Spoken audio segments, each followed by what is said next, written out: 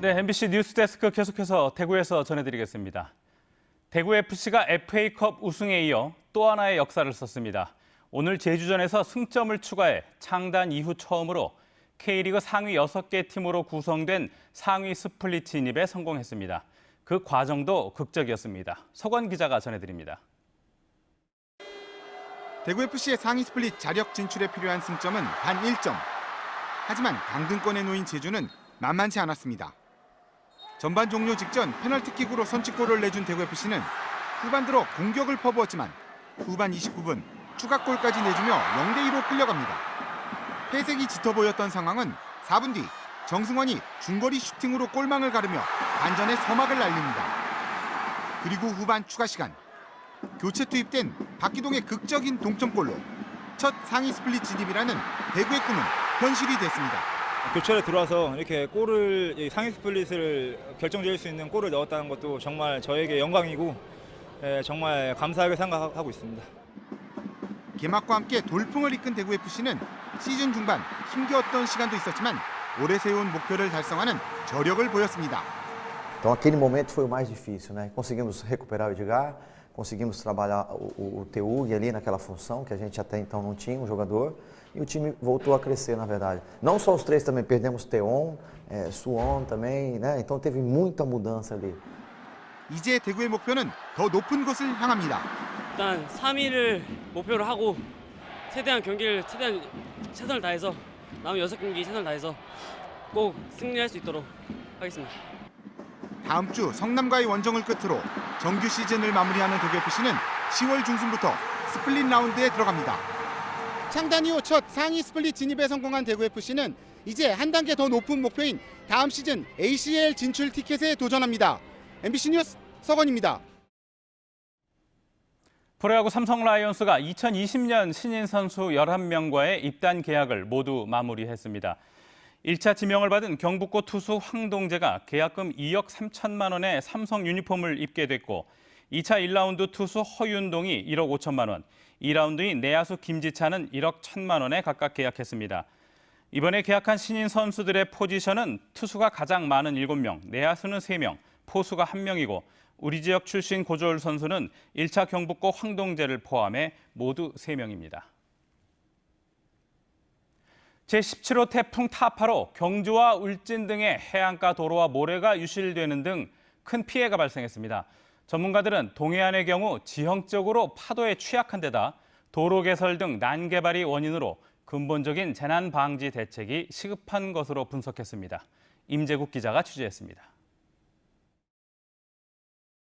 경주시 양남면의 한 해수욕장입니다. 태풍 타파로 해안도로 150m와 옹벽 200여 미터가 무너졌습니다. 바다에 인접한 상가 건물도 옹벽이 일부 유실돼 위태롭게 보입니다. 굴착기 등이 동원돼 응급복구가 한창이지만 무너진 구간이 길고 폭이 넓어서 쉽지 않습니다. 이번에 사고가 난 해안도로는 해안선에서 불과 20m밖에 떨어지지 않아 높은 파도가 일 경우 또다시 붕괴될 위험을 안고 있습니다. 경주시는 추가 피해 방지를 위해 이번 주 내로 응급복구를 마치고 항구복구에 나선다는 계획입니다. 응급복구를 시행하고 있는데 금주 중에 마무리하고 하려고 하며 항구복구는 시 예비를 우선 사용하여 실시 설계를 시행하고 내년 우수기 전인 6월 말까지 재복구를 완료하자. 이번 태풍으로 경주를 비롯해 포항 구룡포와 울진 해안가에서도 모래 유실과 도로가 무너지는 피해가 이어졌습니다. 특히 이번 태풍 북상 때 경북 동해안에는 최대 파고가 10m를 넘으면서 피해 규모가 커졌습니다. 전문가들은 동해안의 경우 모래 언덕이 좁고 퇴적량이 적은 데다 바다로 향하는 해안가의 경사도가 커서 높은 파도에 취약하다는 것입니다. 또 해안가에 조성되는 도로와 건축물 등 각종 인공 구조물이 많아진 것도 재해 위험을 높이고 있다고 분석했습니다. 이 해안의 이 개발이 계속 지속적으로 되고요. 그다음에 이제 뭐 해안 도로를 내고 하면서 이러한 것들이 모든 사고를 갖다가 점령을 했습니다. 그래서 해안 사고가 고파랑의 에너지가 오면서 이 파랑 제어를 해야 되는데 이 제어할 수 있는 이러한 기능이 사라졌다는 거죠. 태풍 등 자연재해 규모가 커지는 가운데 매년 반복되는 피해를 막기 위한 체계적인 해안선 정비와 근본적인 방제 대책 마련이 절실합니다. MBC 뉴스 임재욱입니다. 앞서 관련 소식을 전해드렸듯이 자유한국당은 오늘 오후 5시 30분부터 동대구역 광장에서 조국 법무부 장관 파면을 촉구하는 규탄 대회를 열었습니다.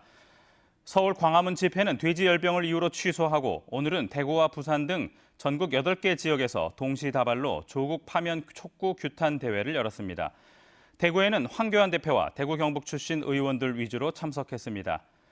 어제 사법개혁 촉구 촛불문화제를 연 대구 시민들 가운데 상당수는 오늘 서울검찰청 앞에서 열리고 있는 촛불문화제에 참석하는 등 조국 장관 검찰 수사를 둘러싼 장외 대결이 계속 이어지고 있습니다.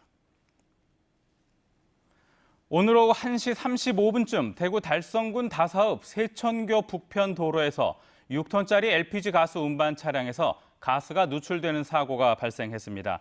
차량에는 가스 4톤가량이 실려 있었고 누출 사고로 인한 인명피해는 없었습니다. 소방당국은 차량에 있는 메인 밸브를 차단하고 주변 교통을 한때 통제했는데 배관 부분에서 가스가 누출된 것으로 보고 사고 경위를 파악 중입니다.